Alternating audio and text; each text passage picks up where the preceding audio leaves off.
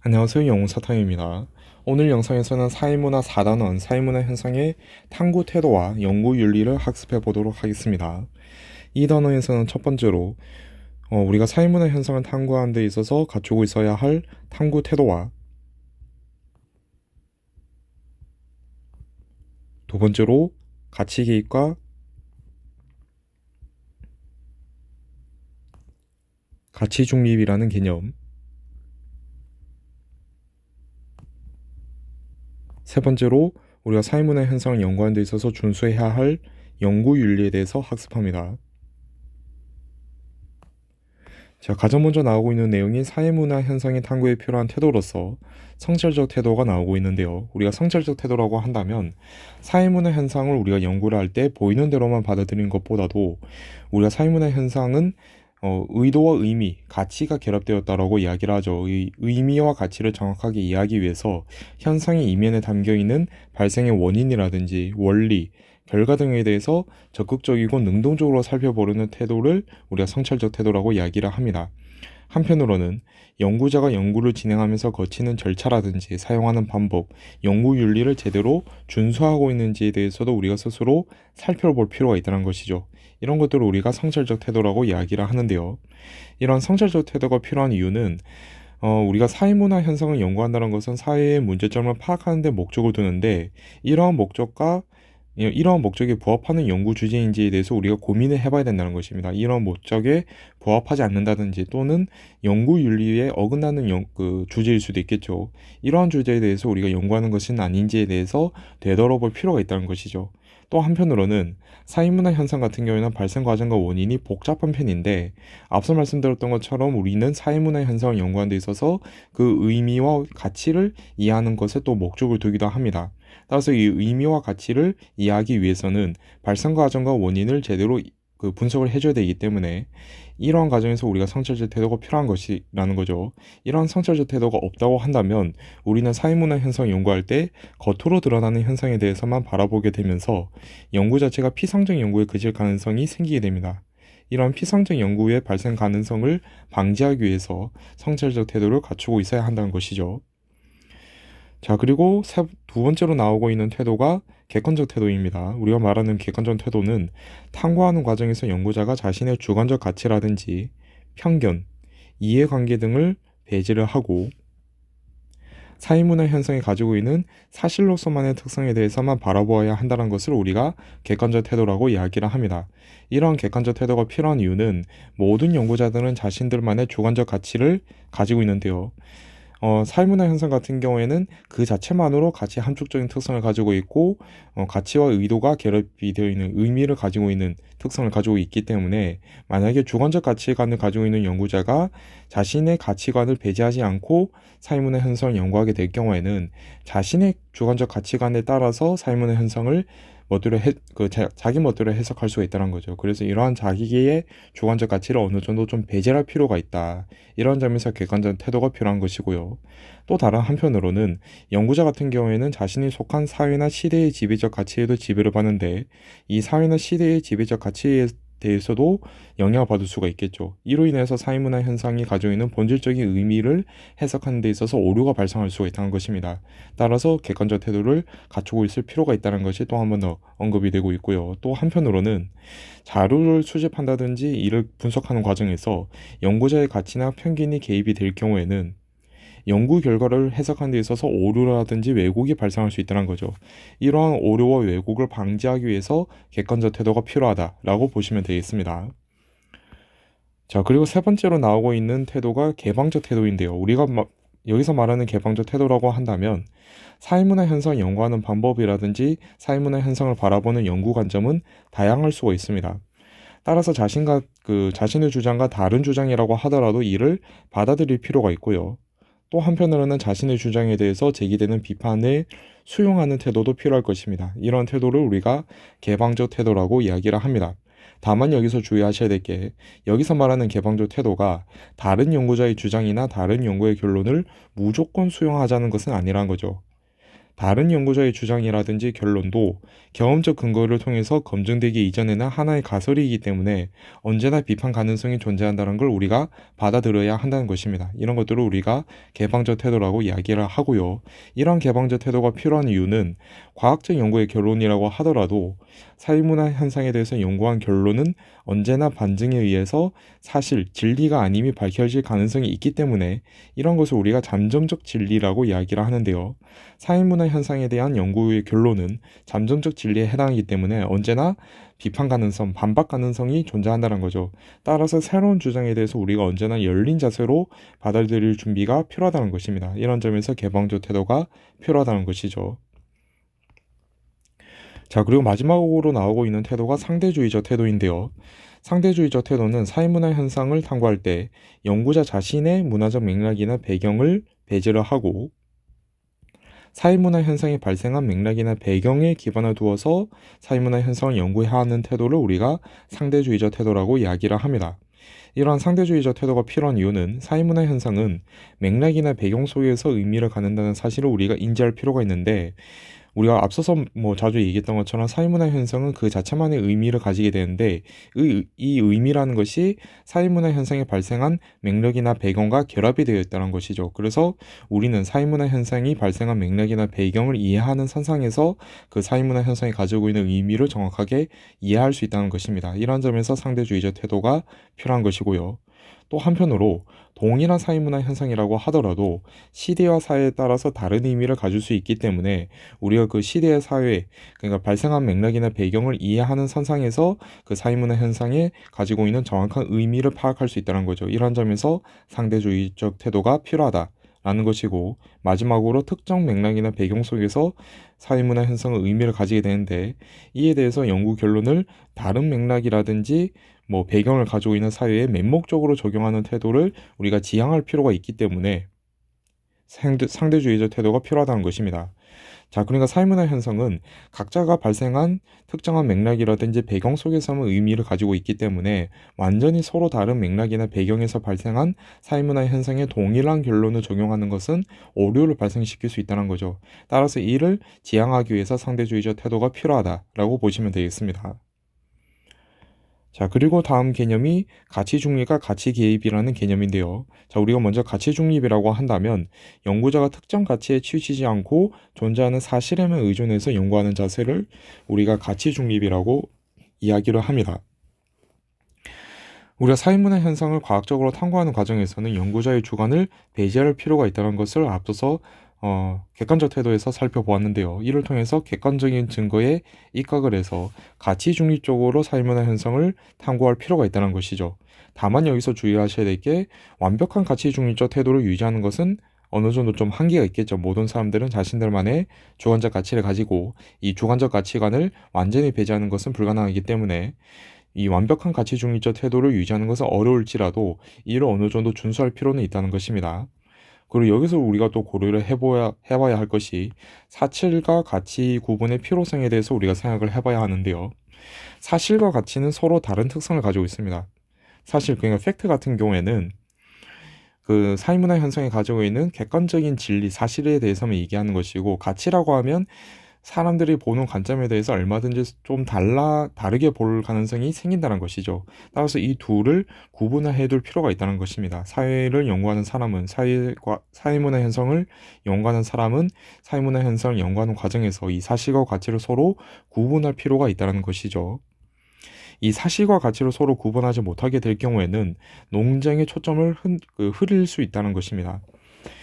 마치 어떤 사실에 대해서 이를 가치처럼 혼동을 한다든지 또는 누군가에게 있어서는 서로 다르게 볼 만한 사회문화 현상의 가치적인 부분에 대해서 이것이 마치 팩트인 것처럼 오인을 한다든지 이런 문제가 발생하게 될 경우에는 논쟁의 초점을 흐리게 되거나 불필요한 논쟁을 발생시킴으로써 우리가 사회문화 현상을 연구하는 데 있어서 목적으로 삼는 문제 해결을 저해한다라는 부작용을 일으키게 된다는 것이죠. 그래서 우리 이 사실과 가치를 구분할 필요성이 제기된다는 것입니다.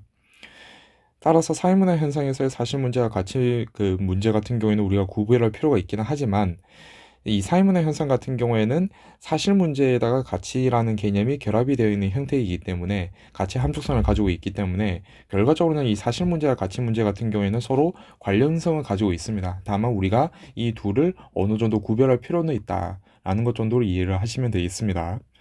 자, 그렇다고 한다면 사회문화 현상을 연구하는 과학적 탐구 과정에서 이 가치 중립과 가치 개입은 어떻게 이루어지는지 한번 살펴보도록 하겠습니다.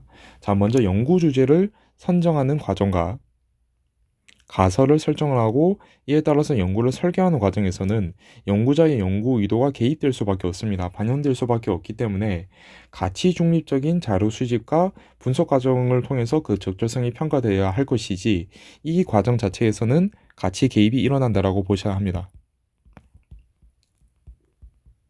예를 들어서 연구 주제를 선정하는 것은 연구자 개인의 호기심이라든지 가치관이라든지 이런 부분에 영향을 받게 되고 가설 설정 같은 경우에도 연구자가 기존에 가지고 있던 관념이라든지 이에 기반해서 가설을 설정하게 되겠죠. 그래서 연구 주제 선정, 가설 설정, 연구 설계에 있어서는 연구자가 자신의 가치관을 완전히 배제하는 것은 불가능할 뿐더러 오히려 가치관에 영향을 받는 영역이란 것입니다. 따라서 이 세 가지 단계에서는 가치 개입이 일어난다. 라고 보셔야 하고 이에 대한 적절성은 자료 수집 과정과 분석 과정에서 가치 중립이 얼마나 잘 준수되었는지에 따라서 달라진다는 것이죠.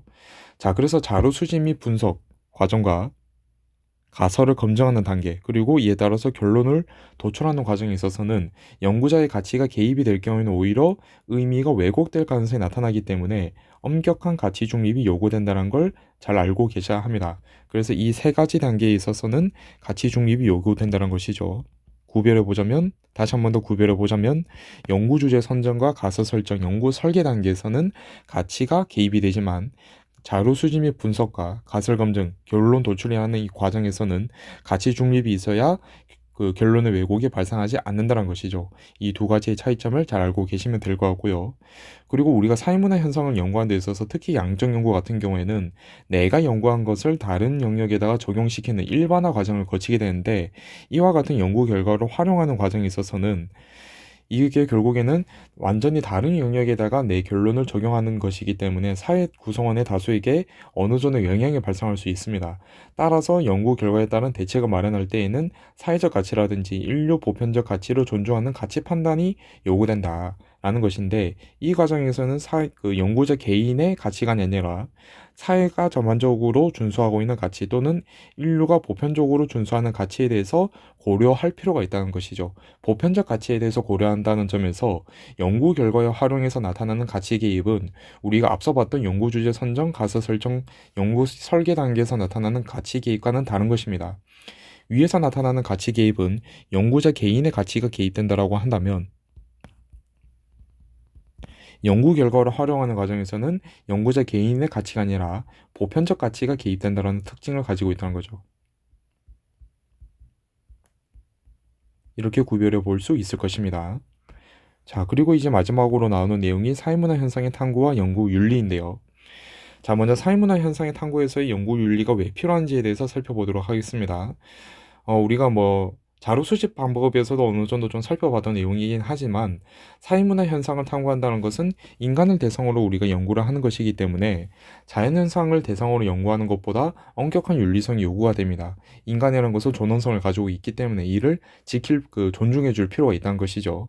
사회문화 현상의 탐구 결과가 사회에 또 한편으로는 유익하다고 한다 하더라도 연구 과정에서 연구 대상자, 즉 인간의 존엄성을 우리가 존중해 줄 필요가 있기 때문에 이 사회문화 현상을 연구하는 과정에서 인권 침해 등이 발생하는 것을 우리가 막을 필요가 있다는 점에서 사회문화 현상의 탐구 과정에서 연구 윤리를 준수할 필요성이 제기된다는 것이죠.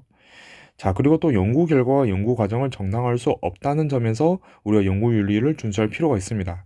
아무리 연구 결과가 사회에 큰 기여를 한다 하더라도 긍정적인 영향을 미친다 하더라도 그 과정에서 인권 침해와 같은 문제점이 발생한다고 한다면 그 사회문화 연구를 우리가 정당해 줄 수는 없다는 거죠.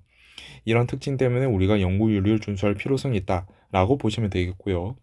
연구 대상자와 관련된 연구 윤리 원칙들을 몇 가지 살펴보도록 하겠습니다. 뭐 이 내용들을 뭐 반드시 암기하실 필요까지는 없고 어떠한 내용들이 있는지에 대해서만 간략하게 보셔도 큰 문제는 없는데요. 자, 첫 번째로 연구자는 연구 대상자에게 연구 목적이라든지 연구 과정 등에 대해서 상세하게 알려주고 이에 대해서 동의를 얻어야 합니다.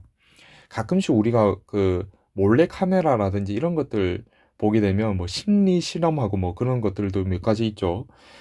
자, 근데 항상 그런 것들을 볼 때마다 저는 좀 드는 생각이, 이게 저만 드는 생각인지 몰라도 제가 만약에 그런 상황에 처했다고 한다면 굉장히 좀 모욕감을 느낄 것 같기도 하거든요. 몰래카메라 이런 걸 당하면 좀 수치심이 느껴질 수도 있잖아요. 그러니까 이런 것들을 좀 배제하기 위해서는 아무리 심리 실험이라고 하더라도 사전에 어느 정도의 좀 정보 공유는 일어날 필요가 있다는 것이죠.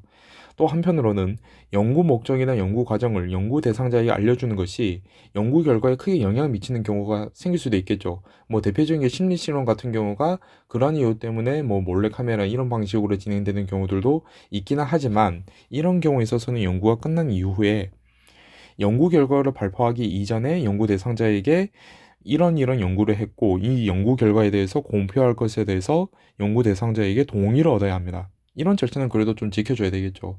몰래카메라 형식으로 심리 실험을 진행을 했는데 나에게 아무런 것도 알려주지 않고 뭐 유튜브를 통해서 공개를 한다든지 또는 뭐 대중에게 공개를 하게 될 경우에는 제가 느꼈던 수치심에 대해서 동의를 안 받고 공개를 하는 것이기 때문에 윤리적 문제가 발생할 수가 있겠죠. 이런 것들을 좀 방지할 필요가 있다는 것이고요. 세 번째로는 연구자는 연구에 참여하는 것이 연구 대상자에게 어떤 영향을 미치는지, 특히 어떤 피해가 예상이 되는지에 대해서 정확하고 자세하게 설명해 줘야 됩니다.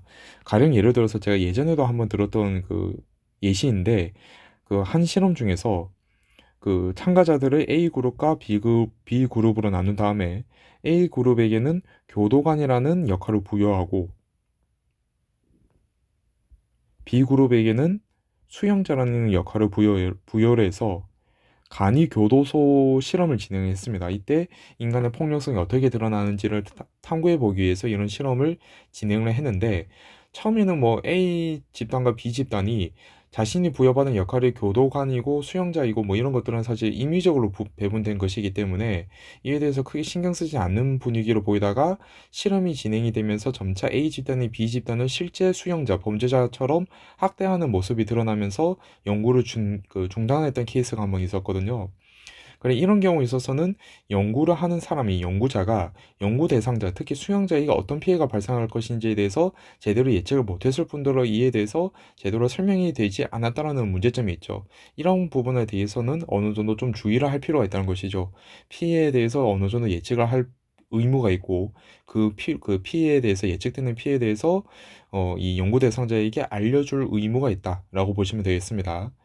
그리고 네 번째로 연구자는 연구를 진행하면서 예상하지 못한 문제가 발생할 경우 뭐 대표적으로 이 예시를 또 들어서 설명할 수가 있겠죠. 처음에는 이 연구자들이 이 정도까지 폭력적인 상황이 발생하지 않을 거라고 뭐 예상을 했다 하더라도 연구 대상자의 안전과 이익을 우선 고려를 해야 한다는 것입니다. 뭐 사실 이 연구에 있어서는 그런 부분이 어느 정도 좀 고려는 되긴 했습니다. 좀 수위가 점점 높아지는 문제점이 보이기 시작하자 연구를 중단해 버렸거든요. 이런 의무가 연구자에게 있다는 것입니다. 자, 그 다음에 다섯 번째로 연구자는 연구 대상자의 익명성에 대해서 보장을 해줘야 됩니다. 뭐 예를 들어서 뭐 인식과 관련된 설문조사를 진행을 하는데 사회적으로 예민한 뭐 어떤 그 사회적 이슈가 있다고 가정을 해봅시다. 이에 대해서 뭐 사람들이 어떻게 생각하는지 면접법을 통해서 연구를 진행하는데 이에 대해서 익명성을 보장하지 않고 실명으로 공개를 하게 될 경우에는 약간 좀 사회적인 인식과 동떨어진 주장을 한 사람에 대해서 인식적인 모독을 가할 수가 있겠죠. 뭐 핍박을 할 수가 있기 때문에 이에 대한 익명성을 보장을 해줘야 되고 마찬가지로 사생활 관련 정보라든지 개인 정보는 어느 정도 좀 보안을 유지할 필요가 있다라고 보시면 되겠습니다. 자, 그리고 연구 과정에서 또 지켜야 될 윤리 원칙을 살펴보도록 하겠습니다. 연구자는 정직한 방법으로 자료를 수집을 해야 하는데요. 그리고 또 자료를 분석하는 과정에서도 의도한 결론을 그 자신이 이끌어내기 위해서 자료를 조작한다든지 위조 또는 변조해서는 안 됩니다. 뭐 가령 예를 들어서 어, 청소년의 독서 시간이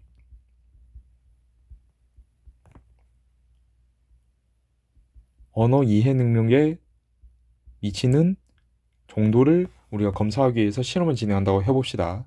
연구자 같은 경우에는 청소년의 독서 시간이 증가하면 증가할수록 언어 이해 점수가 올라갈 것이다, 상승할 것이다라고 예상하고 연구를 진행하는데, 높을 것이라 생각하고 연구를 진행을 하는데, 애초에 처음부터 언어 이해 능력이 좋았던 학생들을 위주로 자료를 수집해서 이 결과를 조작할 수도 있겠죠.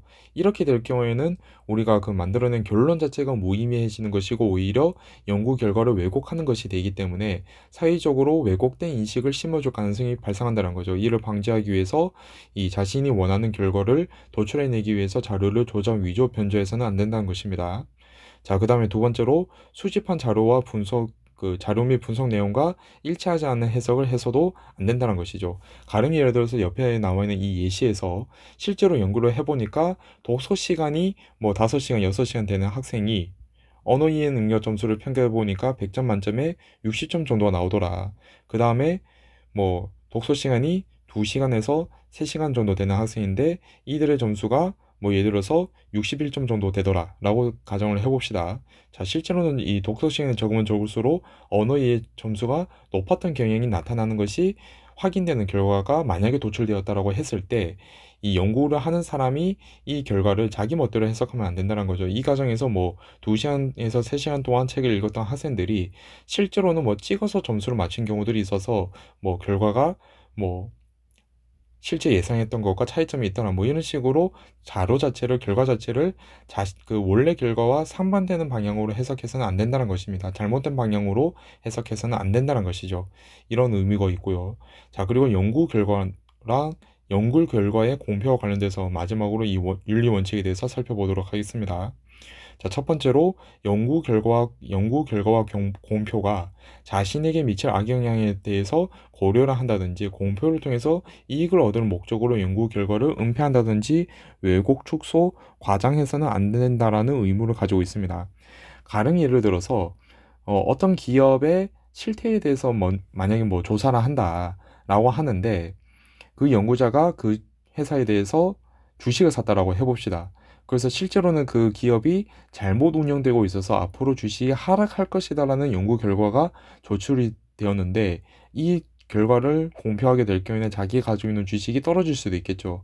이를 걱정해서 연구 결과를 공표하지 않는다든지 또는 왜곡한다든지, 이런 그 결론을 도출해서는 안 된다는 것입니다. 이렇게 해서는 안 된다는 것이죠.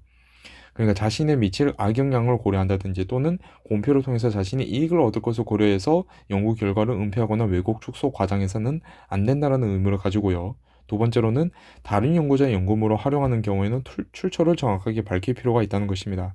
뭐 이거는 고등학교 과정에서도 보고서라든지 이런 것들 쓸 때 좀 어느 정도 좀 요구가 많이 되고 있죠. 뭐 출처라든지 저작권 이런 것들을 충분히 잘 보장해 줄 필요가 있다는 것이고요. 그 다음에 세 번째로 연구 성과가 사회적으로 악용되지 않도록 결과에 책임이 있는 자세를 보여줘야 합니다. 연구자가 아무리 연구 결과에 대해서 청렴하고 결백하게 연구 결과를 공표한다 하더라도, 연구를 진행해서 결과를 공표한다 하더라도 이를 이용하는 사람이 악의적인 의도로 연구 결과를 이용할 수도 있겠죠. 예를 들어서 특정 집단에 대한 뭐 부정적인 인식을 심어준다든지 그런 문제도 나타날 수가 있을 것인데, 이렇게 연구 결과가 악용되지 않도록 자신이 책임질 필요가 있다는 것입니다. 이런 것들을 우리가 연구 결과 공표와 관련된 윤리 원칙이라고 말을 한다는 것이죠. 자, 여기까지가 사회문화 현상을 탐구하는 태도와 연구 윤리와 관련된 전반적인 내용들이고요. 또 다음 영상에서 사회화와 관련된 개념을 설명하는 것으로 또 인사드리도록 하겠습니다.